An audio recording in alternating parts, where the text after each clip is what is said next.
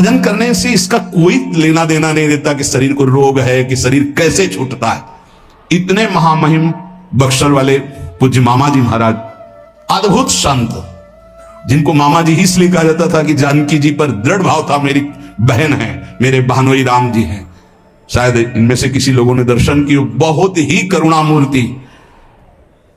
अगर कोई वैष्णव झुकता है तो लाठी रख करके प्रणाम करें। हमने काशी में और यहां वृंदावन में भी बड़ी सभा में सर्वश्रेष्ठ सम्मान दिया जा रहा था, और जब उनको बोलने को हुआ तो उन्होंने कहा, मां अपने गोद पर बेटे को बैठा लेती तो ये कोई सम्मान बेटे का नहीं होता है, ये मां का दुलार होता है। ऐसे आप सब महापुरुषों ने ऐसी वाणी, ऐसी दैन्यता, और शरीर कैसे पूरा हुआ जानते हो?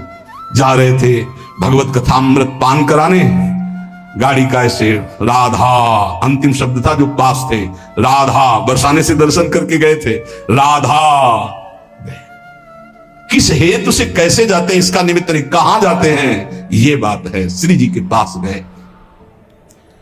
नाम सब साधनाओं की त्रुटि को पूरी कर देता है। इसीलिए कल शाम के बहुत आर्त भाव से कह रहे थे कि 10 मिनट घर में कीर्तन कर लिया करो, आपके कमरे का वातावरण भागवतिक हो जाएगा यदि आप कीर्तन कर लेंगे। पर सुन लीजिए हमारी बात, माइक से कह रहे हैं तो भी नहीं सुनाई दे रहा है, नहीं सुनाई दे रहा है, इसका मतलब आप कर नहीं रहे। अगर करते हैं तो सुन रहे हैं आप।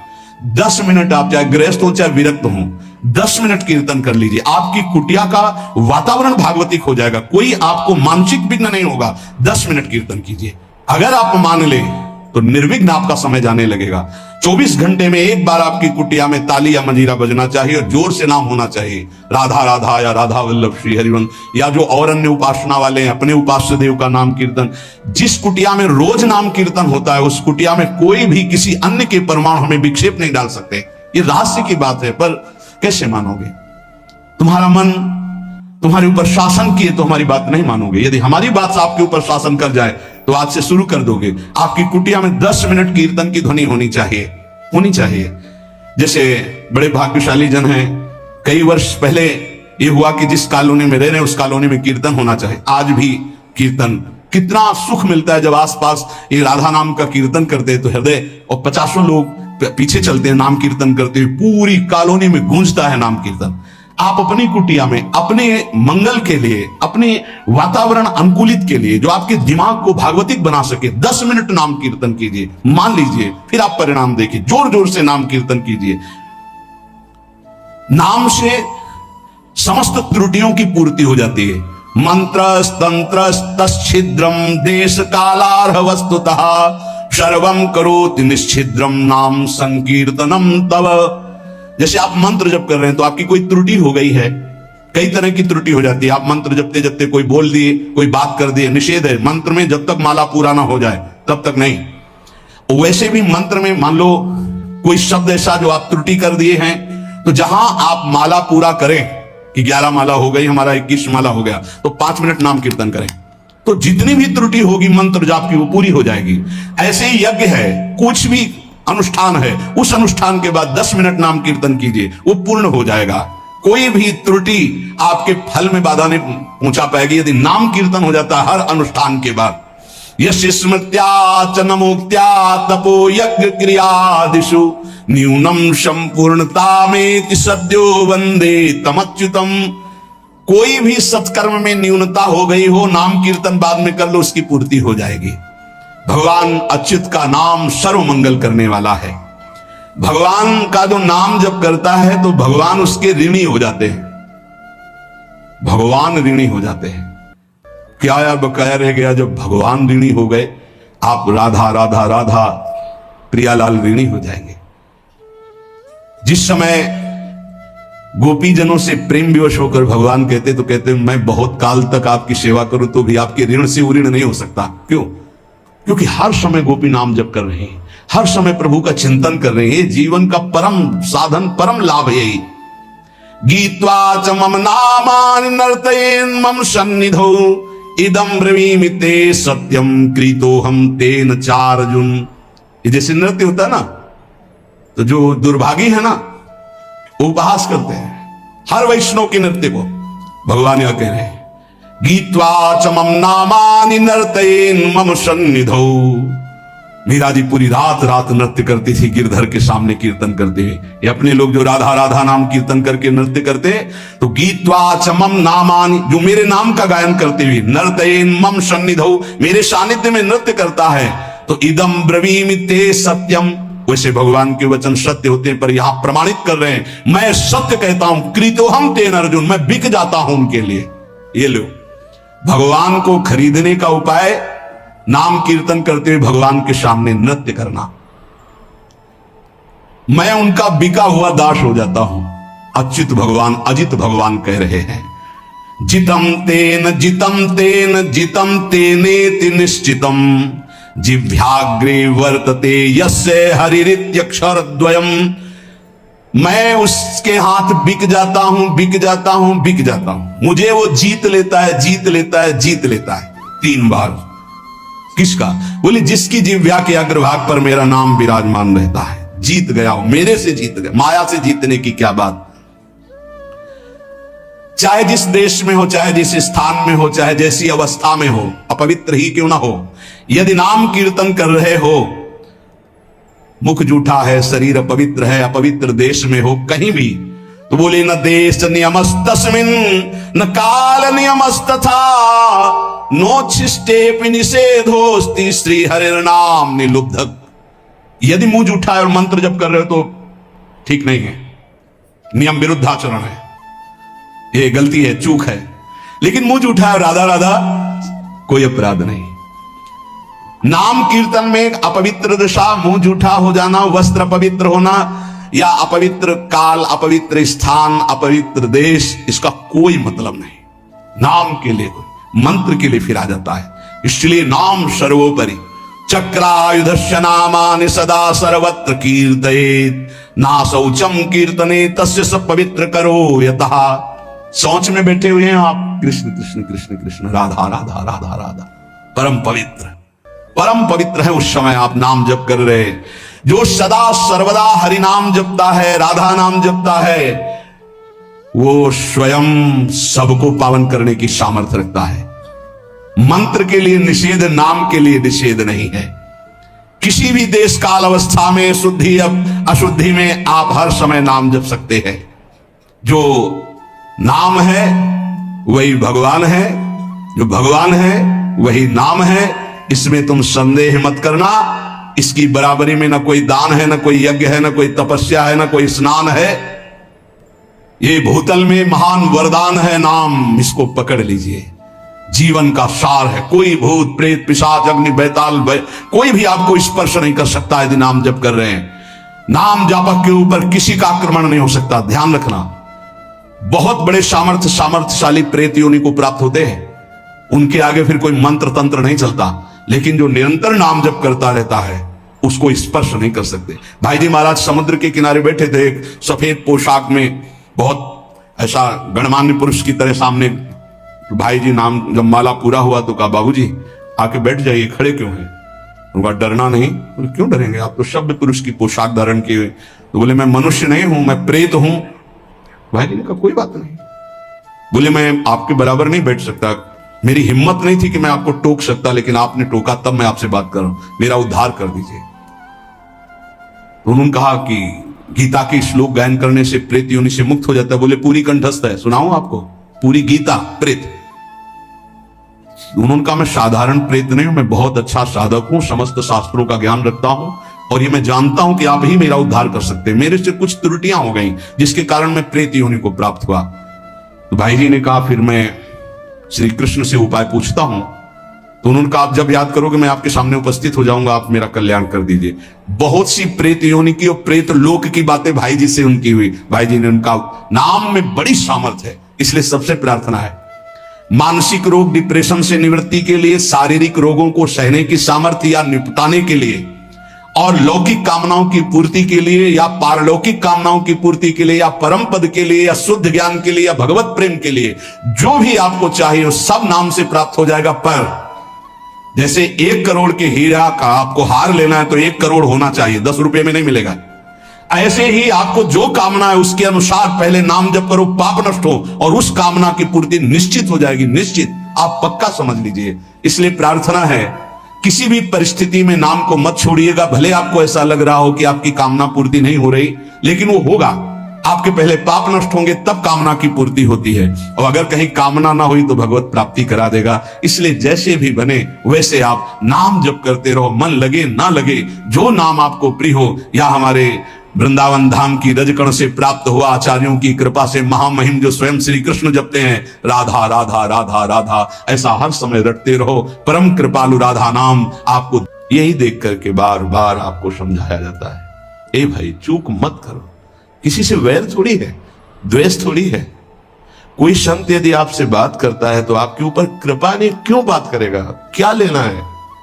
आपको लगता है हमारे द्वारा कुछ चलता है, हम कुछ है? नहीं नहीं, भ्रम मत करिए, कोई भ्रम मत करिए। आपके लिए वो आपसे बात करते हैं, आपके कल्याण के लिए आपसे बात करते हैं, आपके कल्याण के लिए वो आपको डांटते हैं, आपके कल्याण के लिए आपको दुलार करते हैं। दोनों बातें समझ लीजिए। जो लाडली लाल में चित्त लगाए हुए हैं उनको कहीं किसी सुख की आकांक्षा नहीं। सच्चाई से समझ लीजिए। अगर वो सुख का कहीं खेल खेलते तुम्हें नजर आ रहे हैं, वो तुम्हारे लिए, तुम्हें दुलार कर रहे हैं, निकल चलो। तुम्हें डांट रहे हैं, निकल चलो। तुम्हें प्यार कर रहे हैं, निकल चलो। तुम्हारे मन को अपने प्यार में फांस करके श्री जी के चरणों में समर्पित कर देना, यही काम है। ये सब संतों का यही कार्य है। तुम्हारे संसार के प्यार में फैले हुए मन को समेटकर अपनी वाणी, अपने प्यार के बल से उसे प्रियालाल के चरणों में समर्पित कर देना। पर आपके अंदर ये चाह हो जाएगी, तभी आप उस प्यार को समेटने में सहयोग दे पाएंगे। मुझे अब इस ब्रह्मा के रचे हुए माया से मुक्त होना है। पर आप तो इन्हीं खिलौनों में राजी हैं, और जब इन खिलौनों से मन को हटाने की बात कही जाती है तो आपको बुरा लगता है। आपसे जिसे कहा जाता है कि अब आप ऐसे रहिए, मनोचिन्हारो ना है, तो आपको लगता है कि हमारे संबंधों में ये प्रहार कर रहे हैं। तुम्हारे संबंध जितने हैं इनका प्रहार पहले हो चुका है काल के द्वारा, तुम इनको नहीं रोक पाओगे। काल पहले ही काट चुका है सारे संबंध। बस तुम संबंध का राग लेकर के यहां से जाओगे, दुर्गति हो जाएगी। और संबंध को प्रियालाल के चरणों में समर्पित करके जाओगे तो सदगति हो जाएगी, अनुराग हो जाएगा। जो आसक्ति संसार के संबंधों में, वही आसक्ति जब संत महापुरुषों से हो जाती तो मोक्ष का खुला हुआ द्वार, ये भगवान कपिल देव जी कहते हैं। आप अपना अधिकार अपने में मत रखिए, गुरुजनों को दे दीजिए। अब हमारे जीवन की बागडोर आपके हाथ में है, आप जिस दिशा में चाहे ले चलें। हमारा केवल आपकी आज्ञा पालन करना कर्तव्य। तो कह रहे कदापि चिन्मयादुपरि चेत स्पृहारोहणे। यदि तुम्हें इस चेतन अचेतन जगत से मुक्त होने की इच्छा जागृत हो गई है तो पहला, स्नेह का संबंध किसी से मत रखिए। स्नेह का संबंध केवल प्रियालाल से रखिए। वही स्नेह जो माता में, जो पिता में, जो भाई में, जो बंधु में, पत्नी में, पुत्र में, वही स्नेह प्रियालाल को चाहिए। आप और सब कुछ दो, भगवत प्राप्ति नहीं होगी। ये स्नेह दे दो तो भगवत प्राप्ति पक्की हो जाएगी। सबसे स्नेह करो श्यामा श्याम के संबंध से। हमारा स्नेह का संबंध श्यामा श्याम से, श्यामा श्याम के संबंध से स्नेह कोई फर्क नहीं पड़ेगा। पर आपको अभी ये कला नहीं आती है। आप जब तक एक बार समस्त संबंधों के स्नेह को बटोर कर प्रियालाल के चरणों में समर्पित नहीं कर देते, तब तक आपको लगेगा, वाणी से बोलोगे कि सब भगवत भाव से, लेकिन पूरा राग यही है, ये हमारे अमुक है, हमारे अमुक है। इसलिए इस रहस्य को समझो, पहले हटो, फिर जब वो राग अनुराग में बदल जाता है तो फिर पूरे विश्व से प्यार करो, कोई फर्क नहीं पड़ेगा। सब जीवन सुख प्रीति रीति निवाहत आपनी, क्योंकि रीति जानता है हमारी रीति श्यामा श्याम के संबंध से ही सबको मानना। एकांत की रति विधान करो, शब्दों को समझिए। एकांत की रति विधान करो, अर्थात हमारे हृदय देश में केवल इष्ट और गुरुदेव के सिवा किसी से प्रीति नहीं। और बहुत इस बात से हम कमजोर हैं। कहीं ना कहीं हम अपनी प्रीति, हमारा दोस्त है, हमारा मित्र है, हमारा रिश्ता है, हमारा संबंध है, तो श्री जी करुणा करके आपको लाई अपने संबंध पुष्ट करने के लिए। फिर भी आप अज्ञानवश उन्हीं संबंधों को पुष्ट करते हैं जिससे आपकी दुर्गति हो जाए। जो आपके, अरे एक हिरण के बच्चा के संबंध ने एक जन्म नष्ट कर दिया, फिर और किसकी बात करें। इसलिए एकांत की रति विधान करो, एकांत की आपकी रति हो चुकी है, इसका परिचय आपके सामने। भारी विपत्ति आई, मन केवल श्री जी में। भारी संपत्ति सुख संपदा केवल श्री जी में मन। यह एकांत की रति है, उसको कोई विचलित नहीं कर सकता। जहां विषयी जन रहते हैं, विषयी जन संभाषण करते हैं, उस स्थान में, उस भीड़ में, उन लोगों के बीच में अरुचि हो जाना।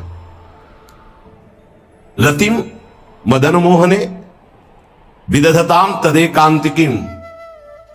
एकांत की भक्ति, विरति, जन समुदाय, प्रपंच भाषण करने वाले, इनसे संबंध नहीं।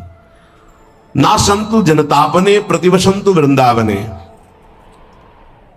जनता अर्थात केवल विषय प्रपंच की वार्ता करने वाले, तापने, हृदय में ताप पैदा हो उनके संग नहीं, मुझे संग नहीं।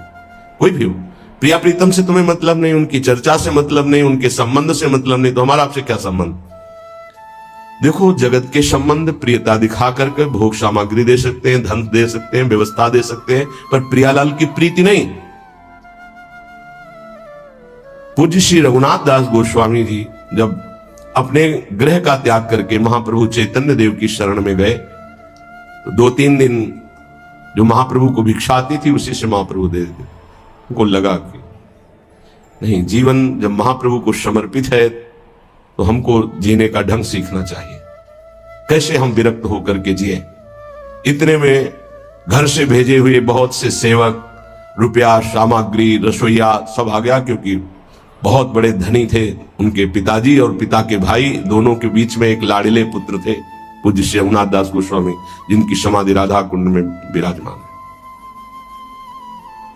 आप सुंदर सुंदर पकवान, भोग सामग्री घर के भेजे हुए रसोइये सब बनाते, प्रभु को भोग लगता, महाप्रभु चैतन्य देव को भी। और फिर विचार किया, क्या ये माता पिता के द्वारा दी हुई सुविधा वैराग्य में कलंक नहीं है? मेरा जीवन प्रभु के लिए, क्या मैं प्रभु आश्रित नहीं जी सकता? जब विरक्त हो गया तो माता पिता के द्वारा दी हुई भोग सामग्री से जीना निषेध है। प्रवृत्ति और निवृत्ति 2 मार्ग हैं। प्रवृत्ति मार्ग में स्वयं अधिकार हो जाता है पुत्र और पुत्री का माता पिता की संपत्ति पर। निवृत्ति मार्ग में नहीं, स्वीकृत नहीं है। निवृत्ति मार्ग में स्वीकृत नहीं। जिसने इस स्वीकृति को स्वीकार किया वो कच्चा ही बना रहता है पूरे जीवन, पक्का वो कच्चा बना रहता है। ये दृढ़ बात समझ लीजिए। आज तक इतिहास है विरक्तों का। निवृत्ति मार्ग पर अगर वैराग्य ले लिया तो माता पिता के द्वारा उसका भरण पोषण कभी नहीं हुआ। आप पढ़ करके देख लीजिए, चाहे कोई भी हो, किसी भी मार्ग का हो। जब रत्नावती जी ने, उनके लिए चिट्ठी आई, पुत्र ने भेजा कि पिता ने सभा में मुंडी का पुत्र कह के कहा, मतलब सन्यासिनी का पुत्र कह के, माता हमारी इस नाम की रक्षा करना। ये हुई चिट्ठी पढ़ी तो महल छोड़ दिया उसी समय, और नाई को बुलाया, अपने जो राजरानी के बाल थे उतरवा दिया, और संत सभा में बैठ गए। आज से कहा राजअन्न का त्याग। अब ग्राम नगर के द्वारा दी हुई भिक्षा के द्वारा भरण पोषण होगा, इस राजा के द्वारा दी हुई नहीं। और पति थे माधव सिंह। जब ये बात सुनी तो उनको भयंकर क्रोध हुआ। मेरे सामने मेरी पत्नी मेरा इस तरह का अपमान, मारने का प्रयास किया, निष्फल है। अंततो गत्वा, चरणों में हाथ रख के माथा रखा है, पढ़ के चरित्र देख लेना। नहीं इनके महल में रहूंगी, नहीं इनका भोजन पाऊंगी। विरक्त होकर के माता पिता के द्वारा भरण पोषण होना, एक बार एक भिक्षा के लिए तो अनुमति है। अगर विरक्त हो गया है, एक भिक्षा अगर माता पिता करा दे तो वो स्वीकृत है, इसके अलावा नहीं। आप चरित्रों को पढ़ के देख, सिद्धांत से नहीं चलोगे तो 4 दिन बाद फिर उसी में आ जाओगे। जब हम विरक्त हो गए, पूरे विश्व का भरण पोषण प्रभु करते, तो मेरा नहीं करेंगे क्या? आज अगर कोई जुड़ा है तो वैराग्य और भगवत प्राप्ति के लिए जुड़ा है। हमारा संबंध संसारिक नहीं, भागवतिक।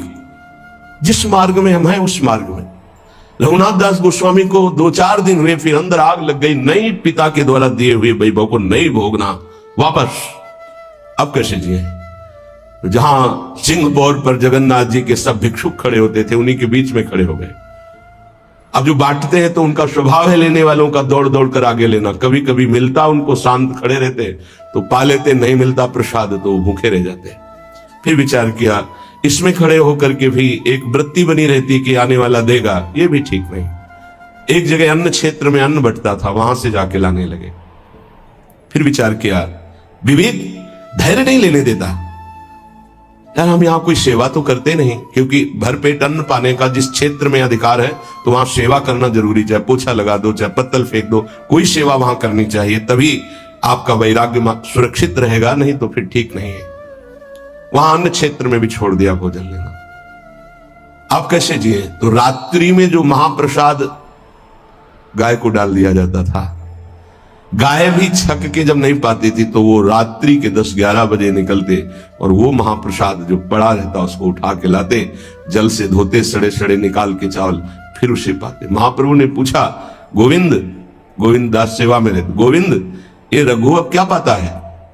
बोले प्रभु बहुत वैराग्य से रह रहे। बताया तो उनका, अच्छा ऐसा अमृत अकेले अकेले पाता है, हमको कभी निमंत्रण नहीं दिया, अब हम चुपके से छीन के पाएंगे। महाप्रभु चले रात्रि के जब वो कटोरे पे इतने से चावल सही निकाल कर पारने में लगे थे, पीछे से महाप्रभु गए से लिया, अरे प्रभु आपने, उनका इतना स्वादिष्ट अमृत पाता है और मेरे को कभी निमंत्रण नहीं दिया।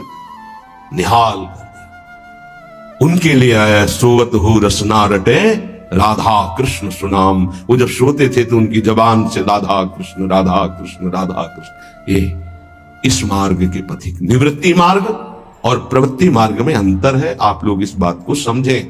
निवृत्ति मार्ग श्री जी के भरोसे का है, आप विश्वास कीजिए।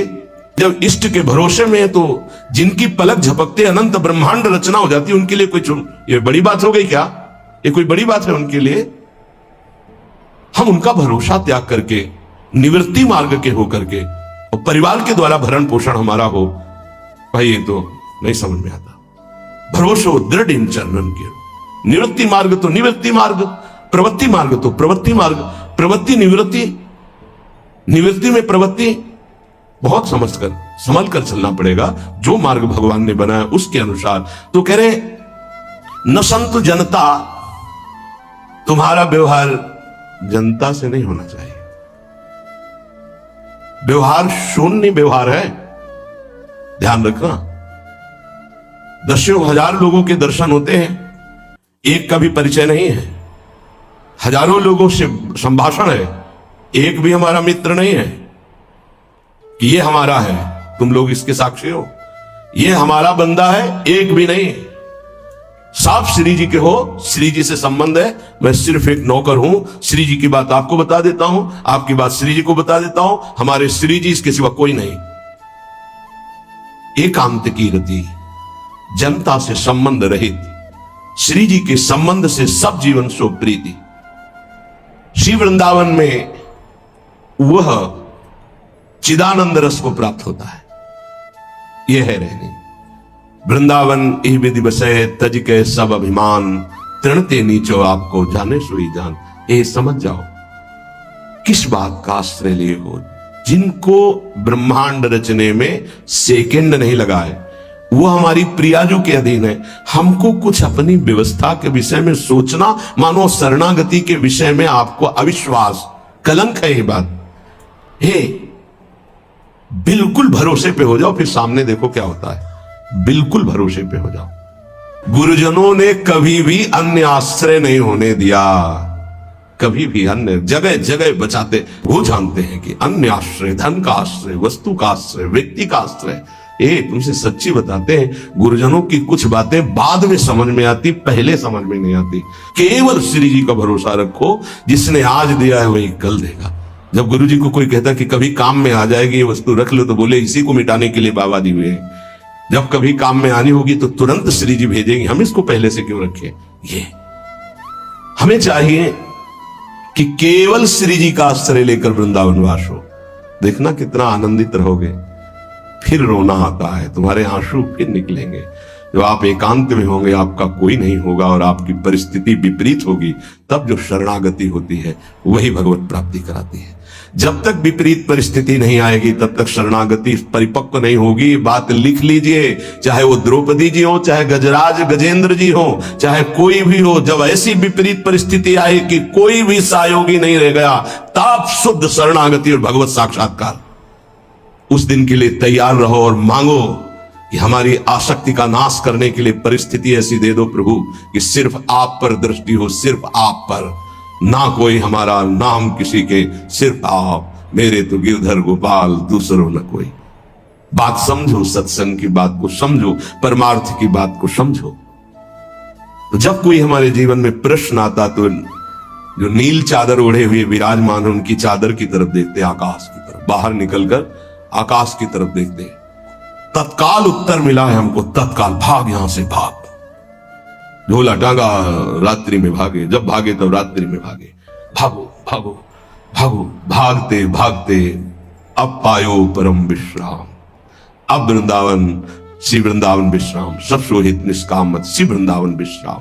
हे, भागते रहो, संबंधों से भागते रहो, आश्रयों से भागते रहो। एक आश्रय केवल हरि गुरु का, बस एक विश्राम स्थल। जैसे आप रखो, जैसे आप रखो, हम उसी में राजी हैं। समस्त प्राणियों को वृंदावन के नमस्कार बुद्धि से देखो। देखो यहां की रहनी,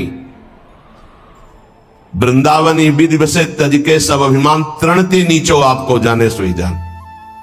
तृण से नीच अपने को जो जानता है सबको नमस्कार करेगा। और सच्चाई में देखो तो ऐसा ही है, कुछ नहीं है, कोरा अहंकार केवल है। क्या है हमारे अंदर? कुछ नहीं। अगर गुरु कृपा न हो, प्रियालाल की कृपा न हो तो कुछ नहीं। हाथ उठा के कहते हैं कोई बल नहीं है। बल है तो वो है, नहीं तो वो नहीं, तो कुछ बल नहीं। क्या बल है? आप देखो, अंदर से देख लो बैठ के, तुम्हारे अंदर क्या बल है। फिसल कर गड्ढे में गिरने का तो बल है, लेकिन गड्ढे से निकलने का बल तो नहीं है। फिसलने में क्या बल? फिसल कर गिरने का तो है, लेकिन गिर के संभलने का बल, ये केवल गुरु का बल है, ये केवल इष्ट का बल है। इसलिए श्रीधाम वृंदावन का आश्रय और वास स्वीकार करो। सबसे छोटा अपने को समझो, समस्त प्राणियों को नमस्कार करो। क्यों? क्योंकि कहीं कोई वृंदावन में किसी का अपराध न बन जाए। नमंतु ननु जंतु कानिह नमंतु रस्तु क्वचित। कहीं ऐसा ना हो जाए यहां किसी भी जंतु का, किसी भी जीव का, किसी भी शरीरधारी का अपराध न बन जाए। अगर वृंदावन में कोई अपराध ना बनने पावे और सबको हम नमस्कार करके रहें और श्री जी का केवल भरोसा रहे, तो आप चमत्कार देख लेंगे। अध्यात्म आपके अंदर प्रकाशित हो जाएगा। जैसे जैसे अध्यात्म प्रकाशित होता है, वैसे वैसे शांत होता चला जाता है, मन शांत होता चला जाता है, कोई वासना हृदय में नहीं रहती। पूज्यपाद श्री उड़िया बाबा जी महाराज से प्रश्न किया, पीछे वर्णन किया गया था कि बड़े बड़े महापुरुषों की ये लोग निंदा क्यों करने लगते हैं, क्यों द्वेष करने लगते हैं? वो तो किसी से द्वेष नहीं करते। जितने महापुरुष हुए उनकी निंदा हुई है, वर्तमान में जितने हैं तो आप देख लो सैकड़ों अगर नमस्कार करने वाले तो कुछ निंदक आपको मिलेंगे। ऐसा क्यों होता है? क्योंकि संत तो किसी से द्वेष नहीं करते, द्रोह तो उनके हृदय में होता नहीं। अद्वेष्टा सर्वभूतानाम, फिर ये क्यों होता है? निंदा क्यों करते हैं? तो कहते भगवान की दो शक्तियां हैं, एक है माया और एक है प्रेम भक्ति। जो प्रेम भक्ति से विमुख, उनके हृदय में माया शक्ति का प्रभाव रहता है। यद्यपि उनका द्वेष भी इसी से होता है। उनकी महानता देख करके वो वहां चल तो सकते नहीं, तो उनका द्वेष बन जाता है। महानता देख करके उसमें चल नहीं पाएंगे। जैसे कहावत में आता है कि एक अंगूर को बहुत कोशिश की पाने की, जब नहीं मिले तो कहा खट्टे हैं, प्रयास किया लेकिन नहीं मिला। तो उनका प्रयास माया जनित है, तो प्रेम या भक्ति या सद्गुण या भगवद आश्रय नहीं धारण कर पाते, तो उनको द्रोह हो जाता है संतों से। अब नरसिंह मेहता जी का चरित्र देखिए, बड़े बड़े भक्तों का, उन्हीं के गांव के लोग, उन्हीं के घर के परिवार के जनों ने ही द्रोह पैदा कर दिया। द्वेष, निंदा, मारने की चेष्टा, अपमान, ऐसे। अच्छा सोचो, उड़िया बाबा जैसे महापुरुष से क्या कभी ऐसा हो सकता है कि उनके मारने के लिए आदमी लगा दे? विचार करके देखो। पैसा देकर भेजा गया था कि सत्संग में जाके नाक काट लो। वो आदमी चुपचाप चाकू लेकर के आया और प्रणाम के बहाने तो संतों के सामने कौन रोकता? तत्काल चाकू निकाली और जे भी मारा तो हाथ पकड़ते पकड़ते चावल भर नाक में चल, मतलब थोड़ा सा ऐसे खून निकलने लगा। ऐसे बाबा ने रोका, पकड़ा और गुफा में ले गया। आज भी गुफा नीचे जो बनी हुई बैठे और गरम दूध चीनी डाल के मंगवाया, पिलाया और कहा धैर्य धारण करो, बिल्कुल डरो मत, तुम्हें कोई नहीं मारेगा, तुमने ऐसा क्यों किया? तो रो पड़ा संत कृपा देख के और कहा बाबा मुझे इतने 1000 रुपए देने की बात कही गई थी कि मैं गरीब आदमी हूं, पैसे के लोभ से बुद्धि मारी गई। उन्होंने कहा बस तुम ऐसे नाक में चाकू मार देना ऐसा। बाबा ने कहा कोई बात नहीं, कहां से आए हो? बोले हाथरस के हैं। बाबा ने ये नहीं पूछा कि किसने भेजा है। चतुरता इस बात की कि सब शिष्य थे, अगर ये पता चल जाए कि किसने, तो उससे द्रोह हो जाएगा ना, बस इतना पूछा था क्यों तुमने ऐसा किया? तो बोले मुझे पैसा, ये नहीं पूछा किसने किया क्योंकि उससे द्वेष हो जाएगा।